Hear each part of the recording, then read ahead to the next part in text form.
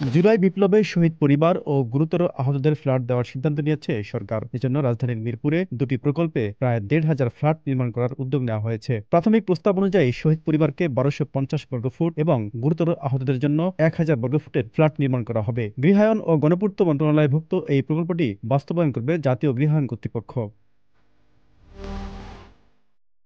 জানা গেছে, প্রাথমিকভাবে দুই প্রকল্পে প্রায় ২,০০০ কোটি টাকার প্রস্তাব দেওয়া হয়। তবে গ্যাস, পানি, বিদ্যুৎ, সড়ক, মসজিদ, স্কুল ইত্যাদি সুবিধাগুলো সংশ্লিষ্ট মন্ত্রণালয়গুলো করায় এই প্রকল্পের খরচ অনেকটাই কমে যাবে। সংশ্লিষ্টরা বলছেন, ২৪শে জুলাই-আগস্টে বৈষম্য বিরোধী আন্দোলনের নামে শিক্ষার্থীরা, পরে সেটি সরকার পতনের আন্দোলনে রূপ নেয়। ৫ আগস্ট ছাত্র জনতার তোপের মুখে পালিয়ে যান স্বৈরাচার শেখ হাসিনা। সর্বশেষ তথ্যমতে ওই বিপ্লবে প্রায় ১,৫০০ শহীদ এবং কয়েক হাজার ছাত্র জনতা স্থায়ীভাবে পঙ্গুত্ব বরণ করেন। Z news, Dhaka.